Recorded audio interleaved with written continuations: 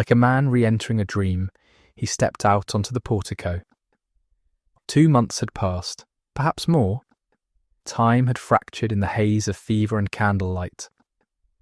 But, in the moments he could remember clearly, it was always Drusilla, cooling his brow, speaking in fragments, holding him when the room turned cold. But now she was behind him, and Rome was ahead.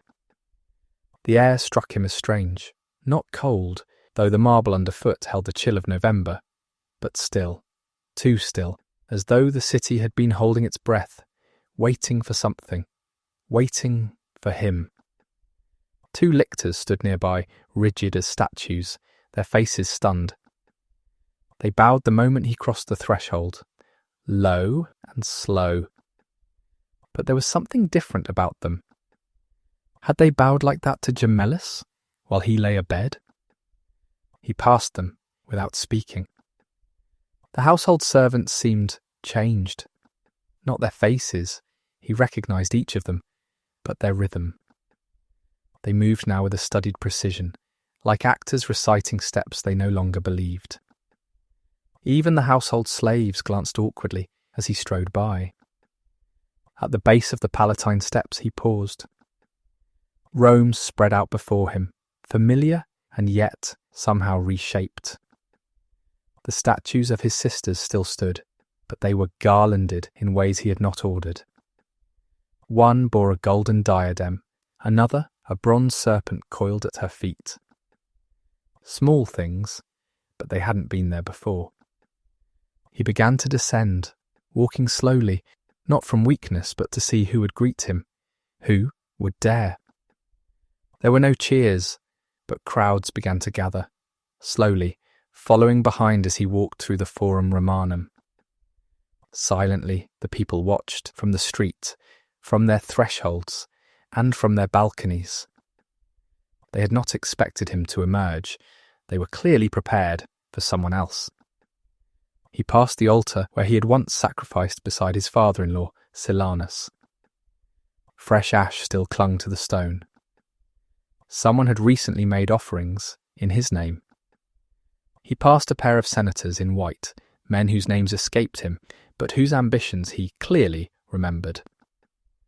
Eyes wide, they bowed deeply. He said nothing. When he reached the rostra, he turned and looked back, not just at the forum, but at the silence that had gathered behind him. The city itself had recoiled. The prayers, the vows, the theatre of grief. It had all been real. But had it been for him, or had it been for the possibilities his absence had left? No matter. Now he had returned, and it was time to see just what Rome had been up to. Caligula had not summoned them, and yet here they were, senators returning to the Palatine, eager to pay their respects. At first it was a trickle, then a steady stream, each man arriving with polished rhetoric and trembling vows of loyalty, each bringing carefully measured gifts, as though kneeling before their god. Caligula watched them from the periphery. He made no speeches. He offered no thanks. He simply observed and remembered.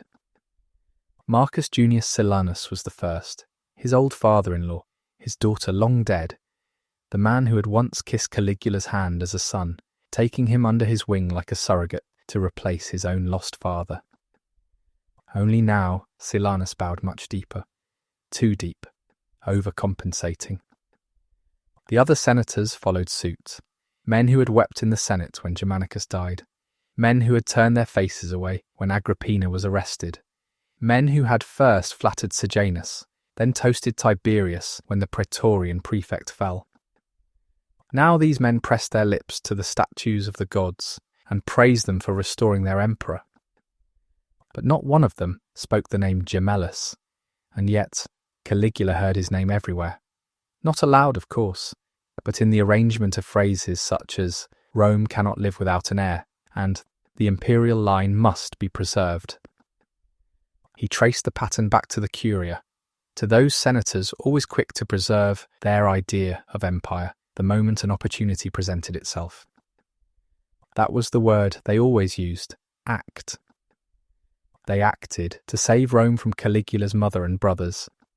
Then they acted to save her from Sejanus. And Caligula was certain they had acted while he was sick as well. He said nothing to them, but in private he sat before the shrine of Augustus, silently mouthing their names.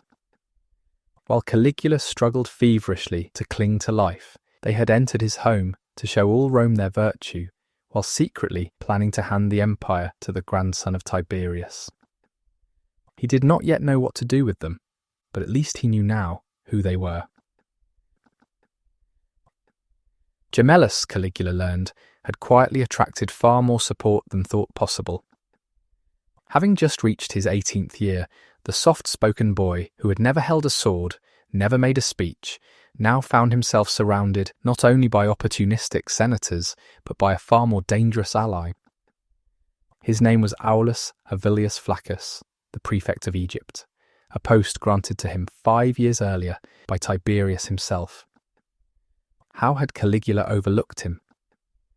Of course, Flaccus would lend his sympathies to the grandson of Tiberius. It was a connection so natural, so embedded in the previous regime, that it had gone unnoticed. But now Caligula began to wonder, had that allegiance to Gemellus played a hidden role in Alexandria's unrest? The violence began with riots, Greek citizens turning on their Jewish neighbours. But the response was not neutral. It was Flaccus who escalated the conflict. It was Flaccus who ordered statues of Caligula erected inside Jewish synagogues. Those who refused were deemed traitors. Their houses of worship were torn down, stripped even of their names. The cruelty spread quickly. Jewish men were seized in the streets, tied to carts and dragged to death behind the chariots of their enemies. Others were crucified in the open, while their wives and children were burned alive, their screams carried on the wind. 4 quarters of the city were emptied. The Jewish population was herded into a cramped ghetto, while the Greeks of Alexandria looted their vacant homes, as if claiming the spoils of a conquered people.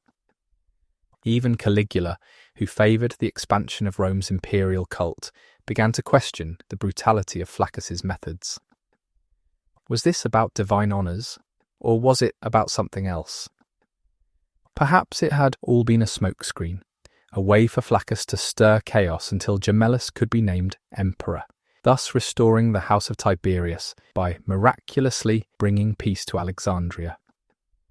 And with the boy as Rome's figurehead, Flaccus could rule Egypt unchallenged, just as Macro would do for Caligula.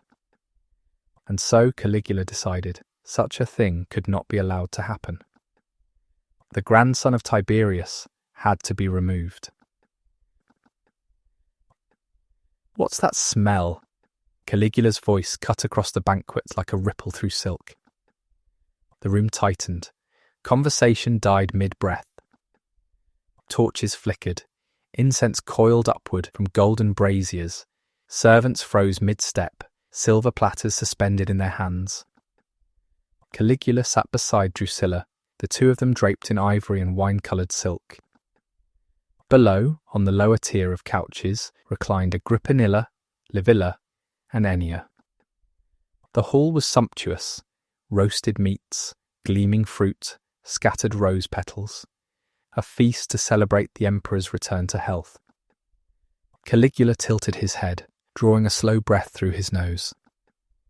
His gaze drifted across the hall, lingering on each stiffened figure, until, at last, it settled on Gemellus. Rising, Caligula moved from his couch and began to slowly pace the hall. His nostrils flared. He sniffed again, deliberate, theatrical. "It's sharp," he said. "Bitter." Gemellus blinked quickly, his brow glistening in the lamplight as Caligula came to loom over him. "I've been sick, Caesar," he said, his trembling voice betraying his fear. "The physician gave me a cough mixture." Caligula glanced at his untouched plate. "Is that why you're not eating?" "Yes, Caesar," he bleated weakly, face white. "Or perhaps you come to my table fortified by an antidote against poison." Caligula sighed, slow, theatrical, full of disappointment. I am told, he continued, you were not seen in the temples, not once, not praying for my recovery. I prayed every day, Gemellus swore, his voice shaking, his eyes glistening. Caligula tilted his head, gaze narrowing. Now that is something, I do believe. He let the silence stretch. You prayed for my death and your own chance to rule Rome. All eyes turned to Gemellus. Caligula said nothing more. He didn't have to. Caligula sat on his Palatine portico between the statues of Castor and Pollux, and he waited. He had given his commands to Macro. To those senators who had publicly sworn they would give their own lives if only the gods would spare Caligula, Macro was instructed to see they kept their vows. Lying to the gods, after all, was the highest form of treason. For his father-in-law, Marcus Junius Silanus, Caligula offered the chance to keep his properties and fortune from being confiscated by the state as the result of a treason trial. Silanus was permitted to open his own veins under Macro's supervision. Gemellus was given the same offer, though with Tiberius's will nullified, he had no property left to save. Finally, Macro returned. It is done, he said, his voice without ceremony. All those who gathered around Gemellus are dead. Caligula's eyes slid sideways. What about Gemellus? He asked evenly. Macro nodded, but a look of unease flashed quickly across his face. The Praetorians had to help him, he said quietly. Gemellus had never been taught the proper way for a Roman to die.